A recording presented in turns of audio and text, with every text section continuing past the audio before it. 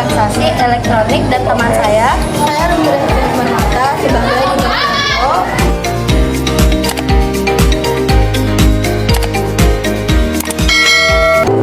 Yang pertama ada pengertian UU ITE. Undang-Undang ITE adalah aturan hukum di Indonesia yang mengatur tentang informasi, komunikasi, dan transaksi elektronik. Dasarnya adalah UU No. 11 Tahun 2008 tentang informasi dan transaksi elektronik, yang kemudian diubah dengan UU No. 19 Tahun 2016. Tujuannya memberikan kepastian hukum dalam pemanfaatan teknologi informasi, termasuk media sosial, internet, dan transaksi online. 2. Ruang lingkup UU ITE.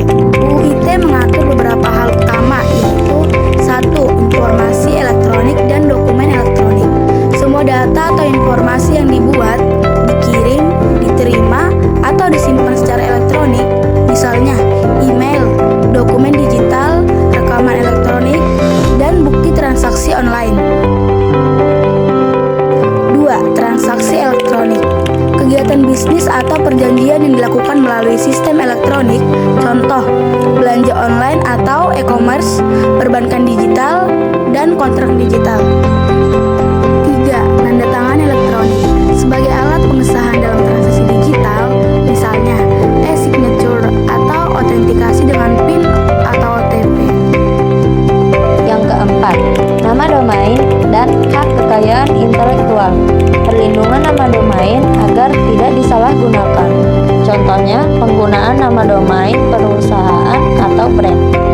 Penyelenggaraan sistem elektronik. Setiap pihak atau misalnya platform media sosial, e-commerce, perbankan online wajib menjaga keamanan dan data pribadi penggunanya.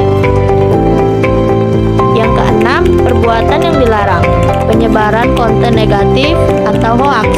Misalnya, ada akses ilegal, hacking, pencemaran nama baik di internet, pornografi online, dan penipuan daring atau scamming. 3. Beberapa pasal penting dalam UU ITE. Pasal 27 ayat 1-4, larangan menyebarkan konten bermuatan kesusilaan, perjudian, penghinaan, atau pencemaran nama baik dan pemerasan. Pasal 28 ayat 1-2 berisi larangan menyebarkan berita bohong, hoaks, dan ujaran kebencian. Pasal 29 berisi larangan mengirim ancaman kekerasan melalui media elektronik. Pasal 30 berisi larangan mengakses komputer atau sistem orang lain tanpa izin atau sama dengan halnya hacking. Pasal 32-34 berisi larangan merusak, mengubah, menghapus data elektronik milik orang lain. 4. Sanksi dalam UU ITE. UU ITE juga mengatur sanksi pidana dan denda, misalnya pencemaran nama baik, pidana penjara maksimal 4 tahun atau denda hingga 750 juta. Penyebaran konten kesusilaan atau pornografi, pidana maksimal 6 tahun atau denda hingga 1 miliar.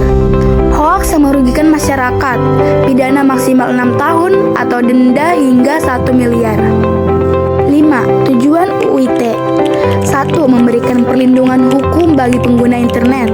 2. Menjamin kepastian hukum dalam transaksi elektronik. 3. Mencegah penyalahgunaan teknologi informasi. 4. Melindungi data pribadi masyarakat. 5. Menjaga keamanan nasional dari kejahatan siber. Yang keenam, contoh kasus nyata.